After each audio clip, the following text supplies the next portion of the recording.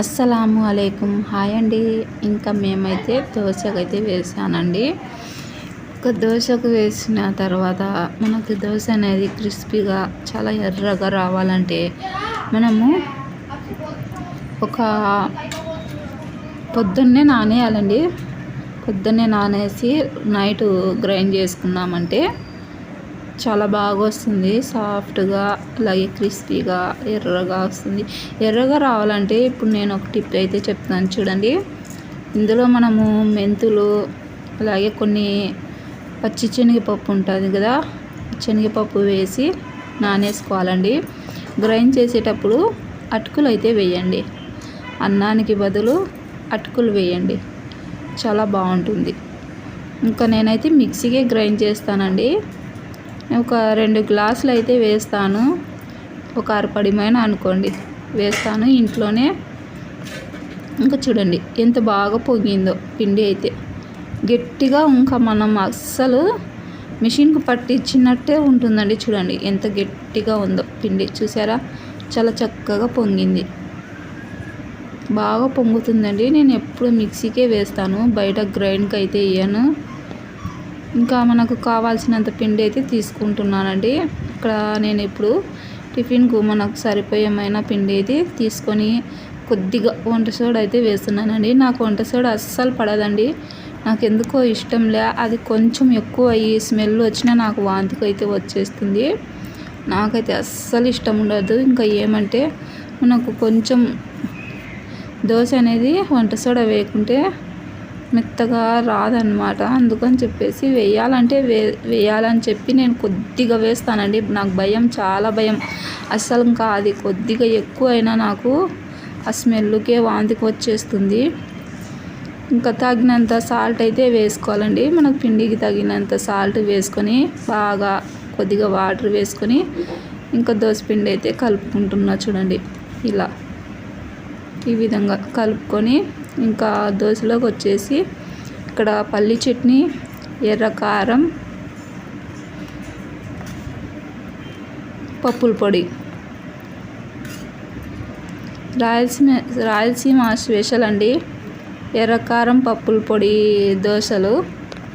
ఇంకా ఫస్ట్ అయితే నేను ఒక చిన్న దోశ అయితే వేసి, ఎప్పుడైనా సరే ఒక చిన్న దోశ వేసి పక్కన అయితే పెట్టేస్తానండి. అది అలవాటు ఏమో మరి. ఇంకా తర్వాత ఇంట్లోకి అయితే వేస్తానన్నమాట. ఈ పెనం మీదనే నేను చపాతీలు ఏదైనా, ఇది ఒక్క పెనమే ఉందండి. ఈ పెనం మీదనే చపాతీలు కానీ జొన్న రొట్టె కానీ ఏదైనా సరే ఈ పెనం మీదనే చేస్తానన్నమాట. ఇంకా కొద్దిగా ఆయిల్ అయితే వేస్తున్నానండి, ఎక్కువ అయితే వేయలేదు, కొద్దిగా వేస్తున్నాను. ఇంకా దోశ అయితే చూడండి, ఫస్ట్ దోశ అయితే రాదండి. నేను అది కాక ఆనియన్స్ అయితే రుద్దలేదన్నమాట, అందుకనే సరిగ్గా రాలేదు. ఇంకా ఈ దోశ చూడండి, అస్సలు అలా అనగానే బాగా వచ్చింది చూడండి.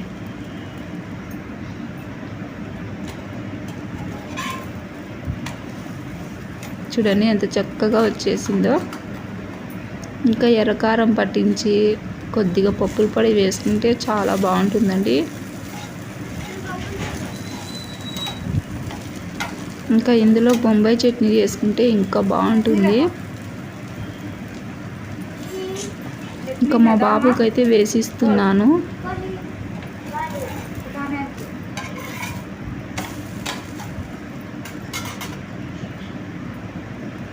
చూడండి ఎంత బాగా వచ్చిందో, చాలా ఎర్రగా వస్తుందండి. ఇంకా మనము ఇంకా కాసేపు కాల్చి తిప్పినామంటే ఇంకా ఎర్రగా వస్తుంది. చూపిస్తానులేండి మీకు ఇంకొకటి వేసి.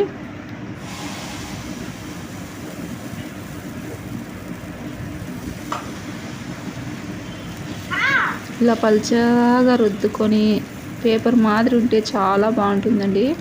నాకు ఇలా పల్చగా ఉండడమే ఇష్టము. ఈ విధంగా కొద్దిగా ఆయిల్ అయితే వేస్తున్నా చూడండి.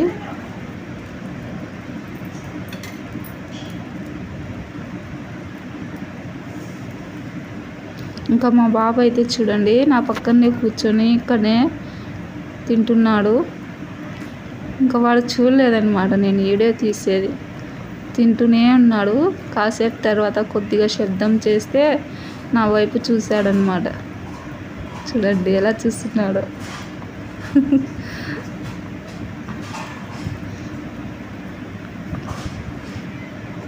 అక్కడనే స్టవ్ బండ మీదనే కూర్చొని ఇంకా అక్కడనే కూర్చొని తింటున్నాడు చూడండి. చూసారా దోశ అయితే ఎంత ఎర్రగా వచ్చిందో.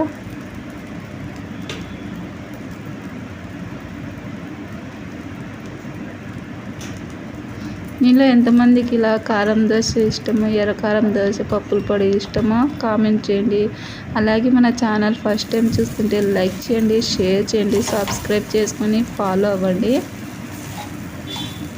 ఇంకా ఫైనల్గా నాకైతే ఒకటైతే వేసుకున్నానండి.